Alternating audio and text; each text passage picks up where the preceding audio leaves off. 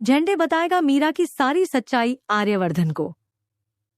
आर्यवर्धन के सामने जब मीरा की सच्चाई यहाँ पर आएगी तो वह देख लेंगे कि भाई यहाँ पर रघु के साथ मिलकर मीरा ने करवाया था।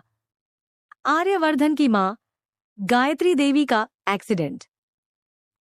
और ये सच्चाई जब झेंडे बता देगा, क्योंकि झेंडे जो है वो भले ही पुष्पा जी को कभी भी और अनु को पसंद ना करता हो, लेकिन वो जानता है कि पुष्पा जी दिल की बहुत साफ और यहाँ पर बहुत ही सीधी औरत है।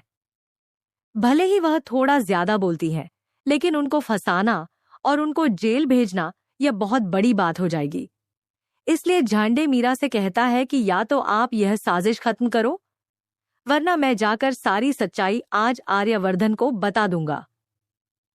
मीरा कहती है कि झंडे आप ऐसा नहीं करेंगे, लेकिन तभी झंडे वो फोन उठाता है और वो वीडियो ले जाकर दिखा देता है आर्यवर्धन को और कहता है कि यह वीडियो देखो आर्यवर्धन, जिसमें साफ साफ दिखाई पड़ रहा है कि मीरा और रघु ने मिलकर यहाँ पर मीरा ने रघु को पैसे दिए थे यह सारा कांड करने के लिए, आपकी माँ का एक्सीडेंट करने के लिए, ताकि आपको अनु से दूर किया जा सके और उनकी माँ पुष्पा जी को फंसाया जा सके। मीरा यहाँ पर ये सारी चीजें देखती है और मीरा दंग रह जाती है कि अगर आर्यवर्धन सर के सामने आज सच्चाई आ गई तो मेरा भांडा फूट जाएगा और फिर यहाँ पर जो होगा वो संभालने के अलग हो जाएगा। अब मीरा झंडे से कहती है कि प्लीज आप ये सच्चाई मत बताइए। अब झंडे कहता है कि मैंने सच्चाई बता दी और सर तुम्हें बुला रहे हैं। अब मीरा जब जाती है तो वो झंडे से कहती है कि अगर मैं सच्चाई को बचाने की कोशिश करूं तो क्या आप मेरा साथ देंगे? मैं यह केस वापस ले लूंगी, पुष्पा जी को जेल से बाहर करवा दूंगी और रघु यहाँ पर गवाही नहीं देगा और वह कुछ भी नहीं कहेगा।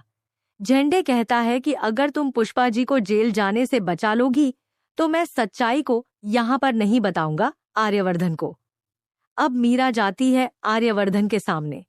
आर्यवर्धन कहता है कि यह वीडियो कैसा है? तुम इस रघु नाम के इंसान को पैसे क्यों दे रही हो? उस इंसान को जिसने अनु के पूरे परिवार को बर्बाद कर दिया।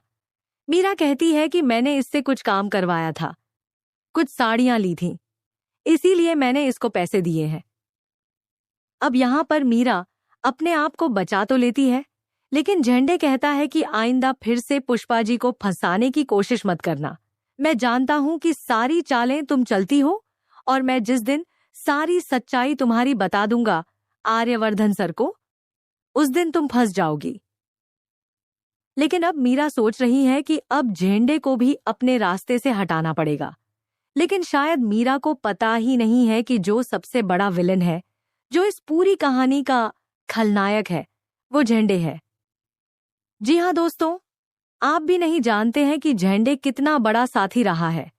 अगर मैं आपको याद दिलाऊं तो आपको याद होगा कि वो आदमी जो यहाँ पर जेल से बाहर आया था और जिसने आर्यवर्धन को मारने की कोशिश की थी, उसी झंडे ने उसको कमरे में बंद करके पूरे घर को फूंक दिया था। पूरा घर जल गया था और वो आदमी भी उसी में जल गया था।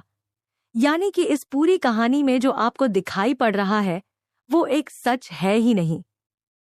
इन सब के पीछे बहुत बड़ा मास्टरमाइंड झंडे है और झंडे के पीछे भी कोई है जिसका सच आपको आने वाले कुछ ही एपिसोड में पता चलने वाला है।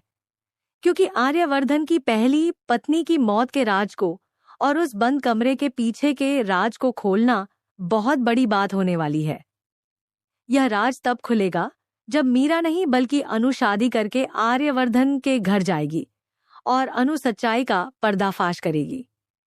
मीरा चाहे जितनी कोशिश कर ले कि वो आर्यवर्धन सर से अनु को दूर कर दे और अनु आर्यवर्धन की शादी ना होने दे, लेकिन उसके बावजूद भी झेंडे चाल पर चाल चलेगा और अनु आर्यवर्धन की शादी कराएगा, क्योंकि इसके पीछे भी बहुत बड़ा राज है जिसकी सच्चाई शादी के बाद सामने आएगी। और जब यह सच सामने आएगा तब कहानी एक रोमांचक मोड़ में पहुंच जाएगी।